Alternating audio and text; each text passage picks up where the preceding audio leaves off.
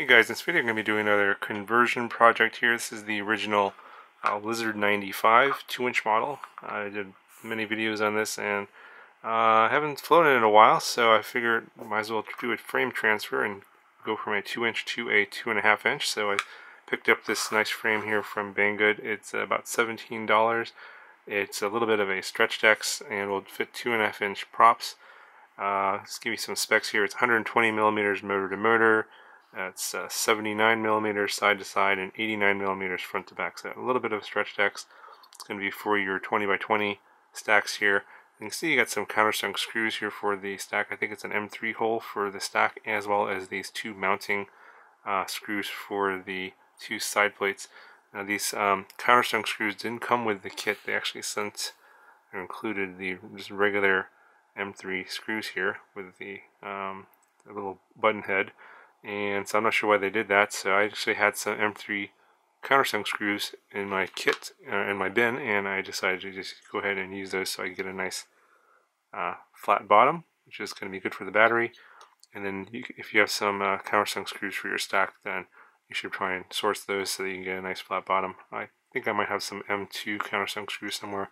Probably use that with an M2 stack. The bottom plate is 2 millimeters thick, the side plates are 2 millimeters thick, and then this little top plate here is about 1.5 millimeters. You get these two standoffs here to hold the side plates together. I think these are 19 millimeters, obviously matching the width of the all-in-one camera that I'm going to be converting this to. You get a hole here for that. And you get pretty good protection for your all-in-one camera, or not sorry, all-in-one, your micro CCD camera. This is what I'm going to be using. The stack height on the back standoff here to the top of this cage here is about 22 millimeters, so it's a little bit taller than most, so you can probably easily fit 3 boards in here. So if you have ESC, flight controller, video transmitter, it should be fine. In this case with the Lizard, it's ESC, flight controller, and a receiver, so I'll probably have to put the video transmitter underneath the top plate there. And when I did the haul, I thought this wasn't cut properly, but it looks like the arms are cut properly. See the parallel with the arms, and it's fairly stiff, so should be alright. And the weight of this without any electronics comes in at about 17.8 grams.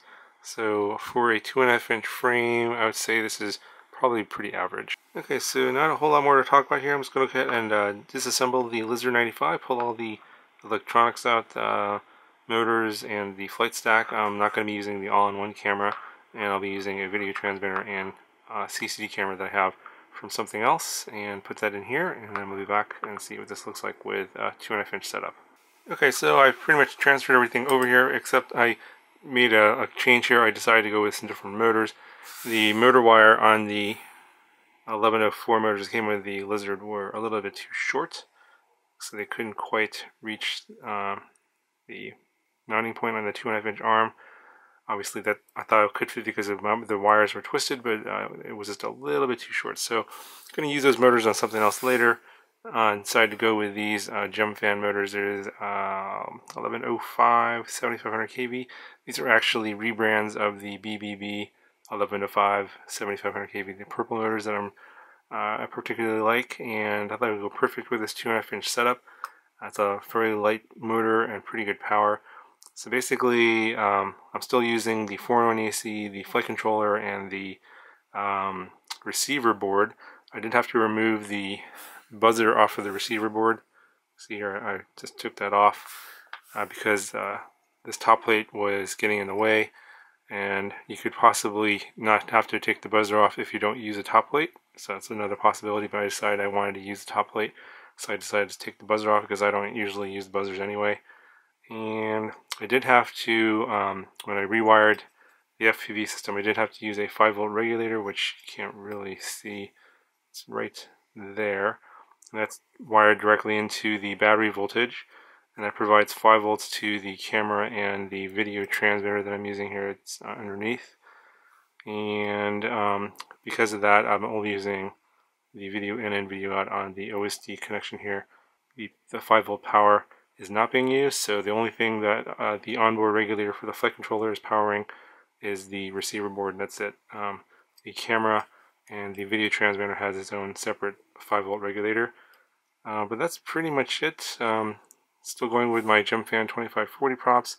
I put in a Cadex Turbo Micro S1. It's like a Microswift clone. And yeah, it came out pretty nice. Whip antenna on the video transmitter. And this is the receiver antenna here. And I'm using the iFlight micro battery straps on the bottom. You can see the nice flat bottom there. I think it's pretty lightweight. And it's coming in at about 73.9, about 74 grams. It's actually lighter than the Baby Hawk R 2.5 inch build and also the Hornet 120. So this is one of the lighter 2.5 inch builds, but keep in mind you are using some thinner 2mm arms. And so you lose a little weight in the frame, but also you lose a little bit of strength. It does give a little bit in terms of bending. It's not a lot. So anyway, go ahead and we'll take it out for a fly and see how it does.